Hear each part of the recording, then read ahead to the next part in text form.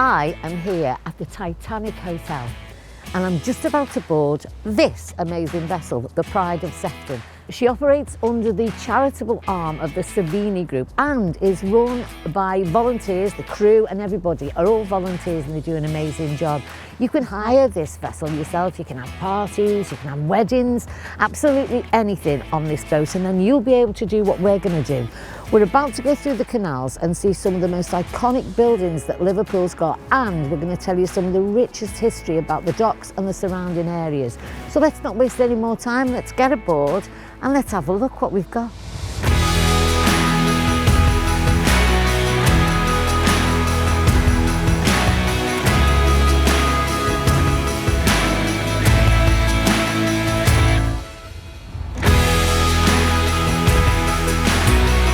Our tour starts here in the Stanley Dock, right by the side of the Titanic Hotel.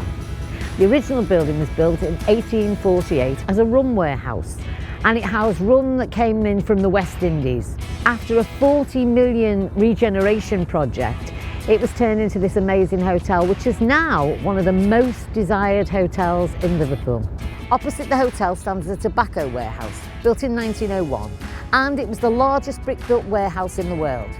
27 million bricks were used in its construction, along with 30,000 panes of glass and 8,000 tonnes of steel.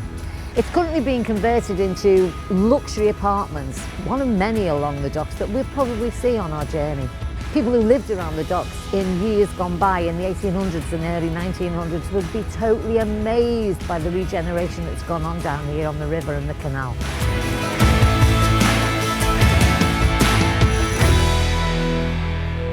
Moving off, we head under the Bascule Bridge. That was built in 1932 and it was restored in 2012. It's one of only a handful left of its type in the UK. The word bascule comes from the French term for balance scale. Because of its counterweight, the bridge is always balanced. Since 2012, it's become quite a hit with Hollywood movie makers, and it's appeared in blockbusters such as Captain America and Sherlock Holmes. Big film star now. As you come out from the Titanic heading into Nelson's Dock, one of the first things you'll see is this amazing clock tower. The architect was Jesse Hartley. He was a massive fan of chess. So if you look very carefully, you'll find lots of towers and little buildings, including this clock, which has got 6 faces, that look like chess pieces.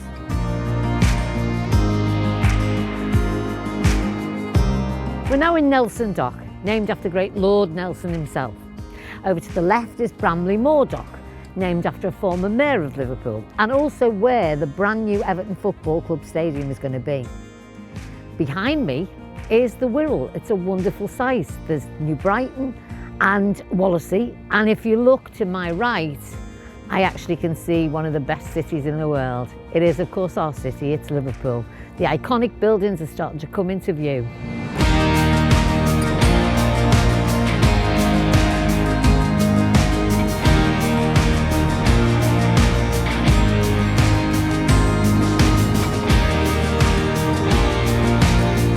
We've passed through Trafalgar Dock and we are now in Sid's Ditch.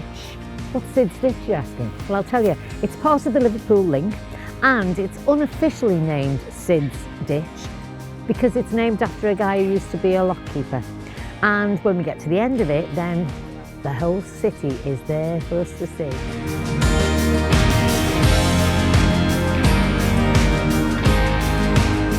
As we leave Sid's Ditch, we're now heading towards the city. We've just actually gone over the Kingsway Tunnel.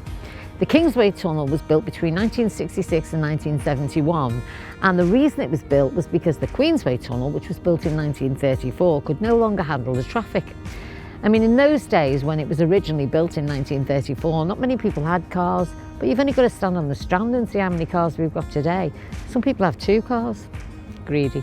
Anyway, we need 2 tunnels and we've just passed over the Kingsway, but we're now heading towards Waterloo Dock.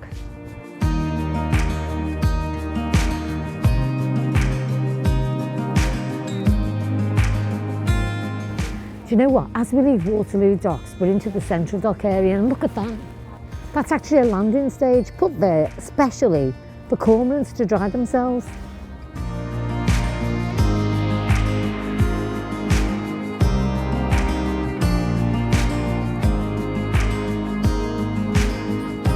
The central dock area here on the canals is actually going through a vast regeneration programme along with Liverpool Waterways and Peel Port. There's going to be all sorts around here. Leisure centres, leisure facilities, business facilities. There's going to be a brand new cruise terminal. We used to have a cruise terminal here in Liverpool where the rich and wealthy came along with their big massive trunks and got a fabulous liners, and it's all going to happen again. And we're going to get a brand new Isle of Man ferry terminal as well. So it's all happening in Liverpool, it really is, and it's all happening here on the canal.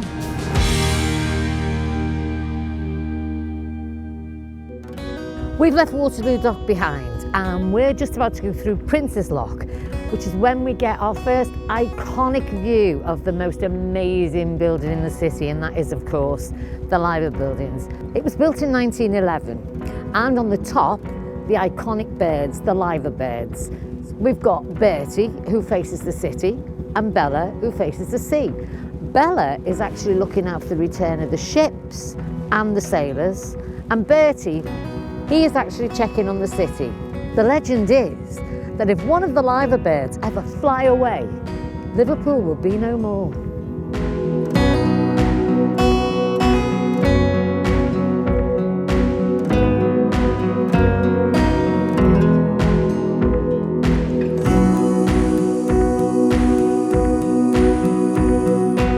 We've come through Prince's Lock now and we're in the Man Island Basin. But as you come through Prince's Lock, if you look to your left, as you're coming through, you'll see the church.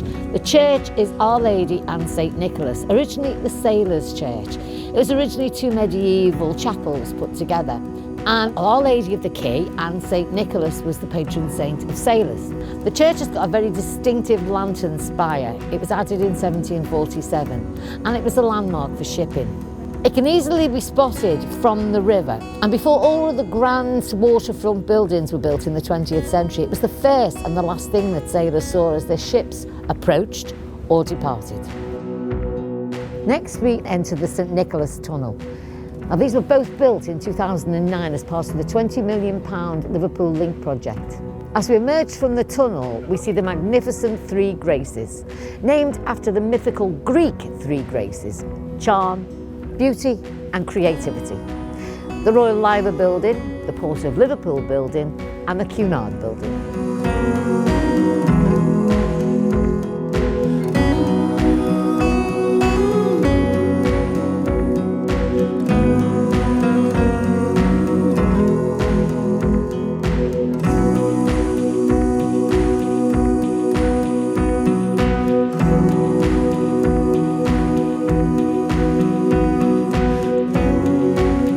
Walking through Man Island brings us into Canning Dock. If you look left, we can see the former Albion House, which was built from 1896 to 1898. It's a Grade 2 listed building and it's known locally as the Streaky Bacon Building because it's built with Portland rock and red bricks.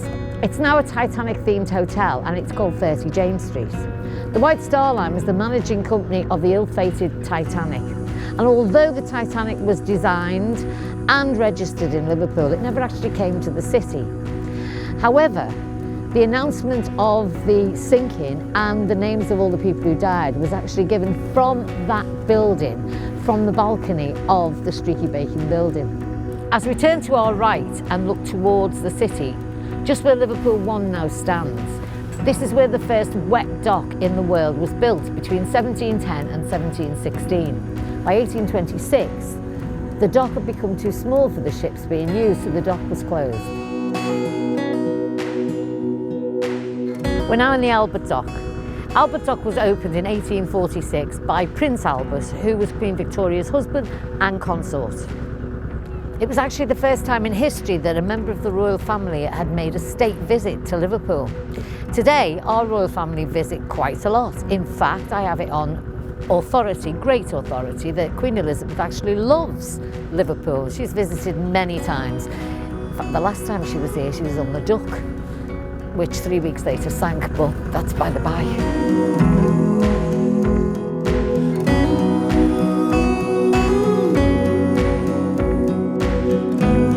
So you see, if you come on the Pride of Sefton, you can bring the kids, you can bring the family, you can bring your mates. You will see an abundance of history some great buildings, and you know what? You'll find some great characters around, so give it a shot, you'll enjoy it.